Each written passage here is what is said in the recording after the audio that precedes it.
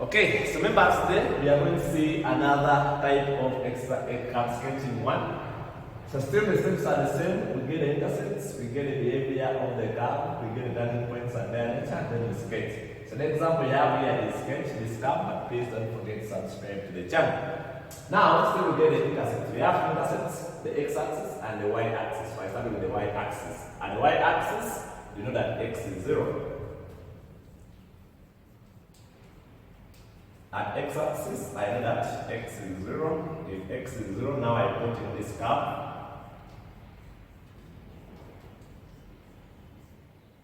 Which will be 0. So the point there will be the x point is 0 and the y point is 0. Now I come to the x-axis.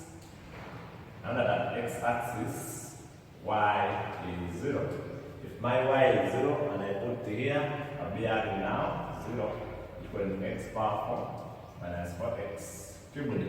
So you can factorize out x power 4. I mean x power 3. I move x power 3 here, and then with x minus 4. So that we have x is 0 or x is 4. The points now are 0, 0, which we have already. 0, 0, then 4, 0. So the intercepts here are 2. Now, when I come to the behavior. So the behavior of the curve, behavior of this curve is saying, as x tends to positive values of x, what is y going to be? Remember, our y is x power 4 minus 4x cubed. So if y tends to be positive values, say this one will be something positive, and I square it to be something very, very positive, but it's going to remain positive. So even y is going to tend to a positive infinity. Then when x tends to a negative infinity, what will y tend to? So if it's negative, so I put here negative power 4 to remain positive. So that this will be a bigger positive minus small positives to be now remaining as a positive. So that's the behavior. Now we come to the turning points. Turning points, we say to differentiate. So from my y equaling to x power 4 minus 4x cubed. You see if I differentiate now, I'll be adding my dy dx equaling to 4x cubed minus 12x squared. And we say at turning points, y dx is equal to 0 at turning points. So if I equate to 0, it's that we are now 0 equaling to 4x cubed minus 12x squared. So that 4x squared is common. We are made with x minus 3. It's that my x will be 0, comma my x will be 3. So here I have two coordinates of turning points. So I come, for each coordinate, I get its corresponding value of y. So when x is 0, and I put in my y, so that my y will also be 0, hence the coordinate 0, 0. Then I come, when x is 3, and I put here y will be 3 power 4 minus 4 into 3 cubed. And so that my y will be negative 27, hence the point 3, comma, negative 27. So these are the turning points, but we don't know their nature. So we said you can either use the second derivative test or the table. By now, because in the first example I used the second derivative test, here I'm going to show you how do we use the table. So because I have two values of x, I'm going to draw a table of 7 columns. So like this, then this. So here I'm going to put x, then here I put the sign of the y dx. To the left of the first value, which is 0, and also to its right. To the left of the second value, which is 3. These are the values at the turning points, and then it's right. We want to know the sign. Now here I told you we just use the number line. This is our number line. And I have 0, 1, 2, 3. These are the two values I have. 0, 0. 0 and 3. So to the left of 0, there is negative 1. This is the left of 0, and this is its right. Now to 3, we have to left, we have 2.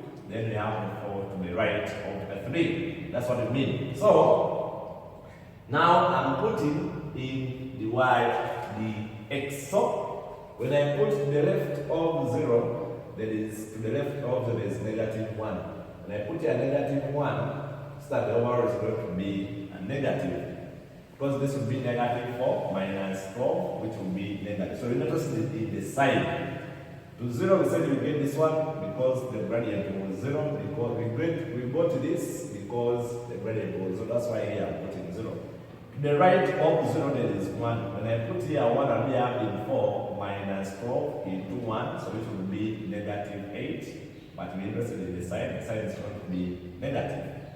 To the right of 3, there is a 2. When I put here 2, I'll be having 8 times this, that will be 32 minus 12. Is that the remainder is going 12 times 4? Is that here I'm going to be having a negative. Then today, this one, because we got the grade was 0, the right of 3, there is a 4. When I put here 4, so that the overall answer is going to be a positive. So we say the negative, the curve is decreasing. This one doesn't change. Then to the negative still, it decreases. So that this one is a point of inflection. Then to this one, we start it decreases. When it reaches this one, the turning point, then it increases because of a positive. So meaning the corresponding point will be the 3. So 3, comma, negative 27. We start this one is going to be now and minima. And this one is going to be the 0, 0 is going to be a point of inflection. So now I come to the sketch of those two things. Still, I draw my sketch like this. I'm on the sketching part. So now I put my things like this using a ruler.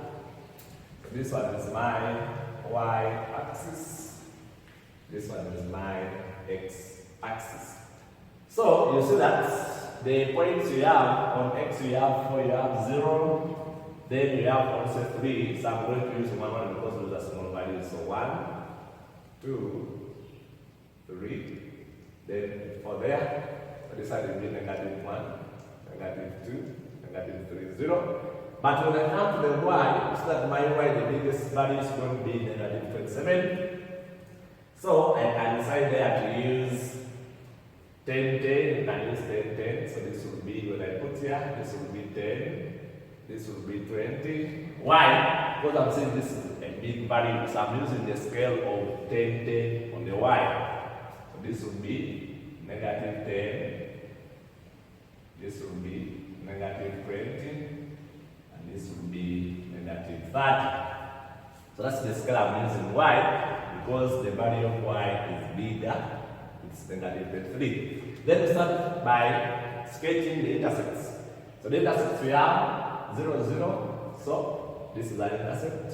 0, 0. I indicate that this is 0, 0 is an intercept. Then 4, 0 is also there. 4, 0 is here. 4, 0. It's an intercept also. Then the intercepts are done because this is the same as this. Then I come to the turning points. We see we have 0, 0, which is already here.